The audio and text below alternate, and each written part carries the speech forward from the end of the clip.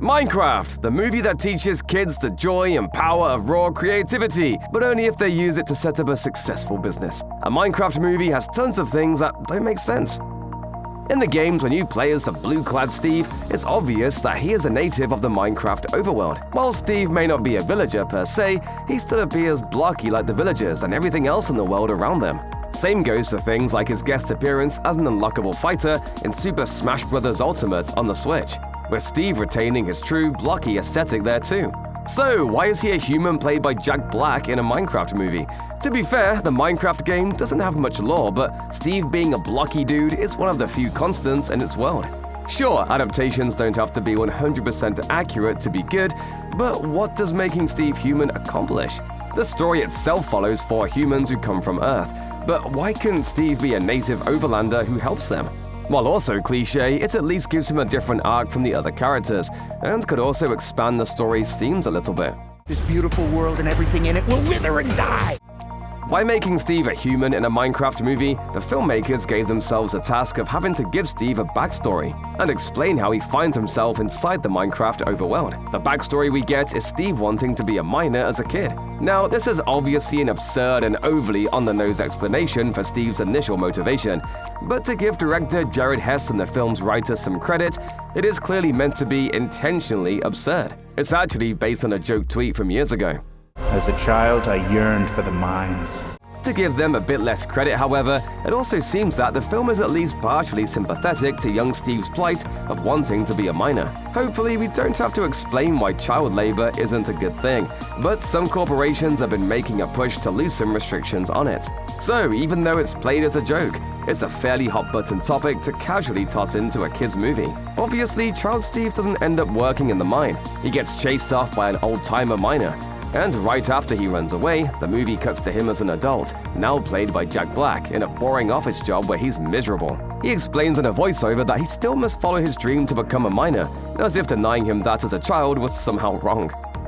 When Steve becomes an adult and finally decides to quit his boring office job and revisit the mine, he starts randomly hitting the cave walls with a pickaxe. Then, after only making a handful of shallow holes, he finds a glowing blue cube called an orb in one of those holes. But it's not that deep of a hole, and it's also not that far into the mine's entrance, and the mine has also been functioning for at least a couple of decades. So seriously, how did none of the miners in all those years ever find it? It would make sense if Steve went into an area that was untouched, or even a place with warning and no trespassing signs.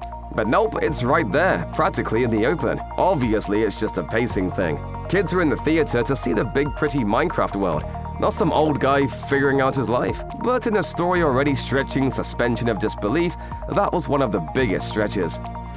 In the beginning of the movie, to show that Henry is an outcast, he makes a rocket only for it to fail. Before that, some mean kids make fun of his drawing during an art class.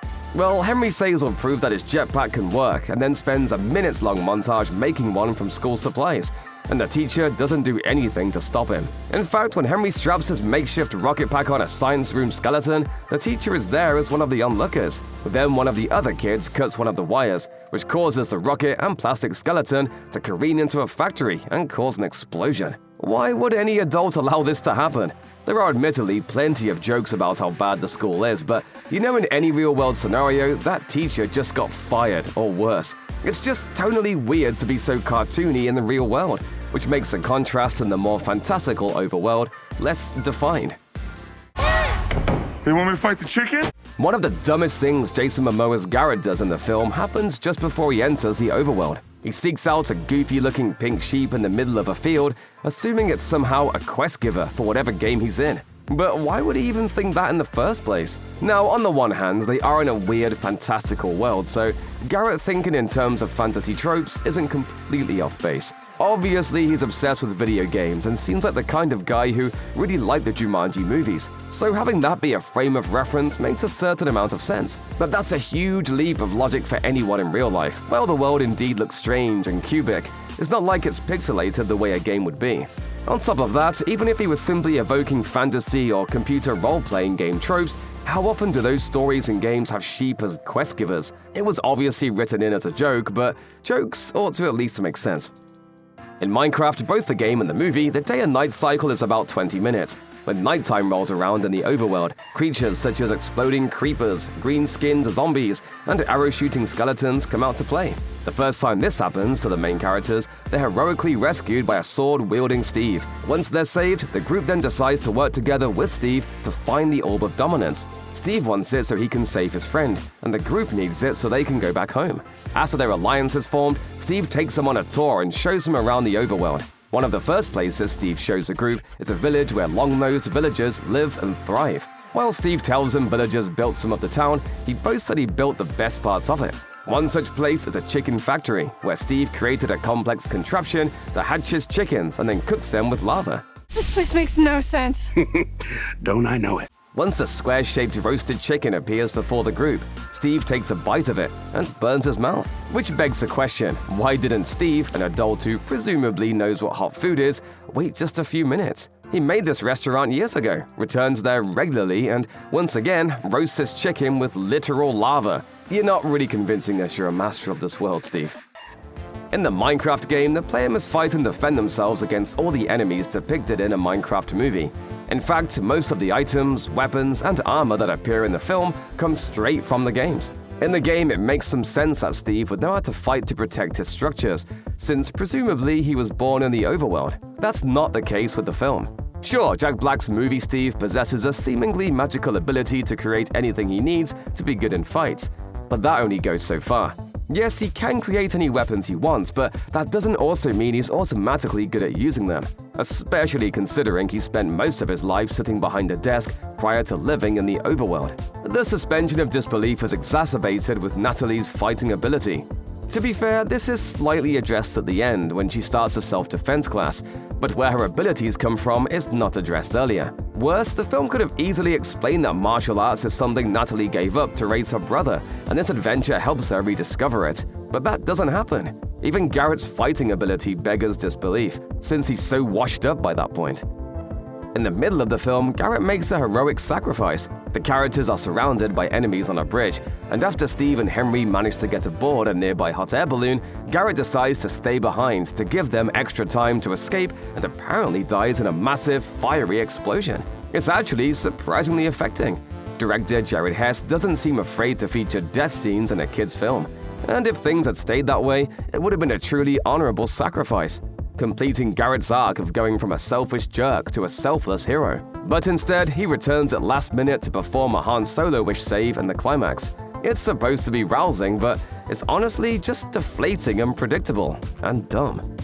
Anything you can dream about here, you can make. The end of a Minecraft movie seems harmless at first. After their adventure in the overworld, the main characters open the portal back to the real world.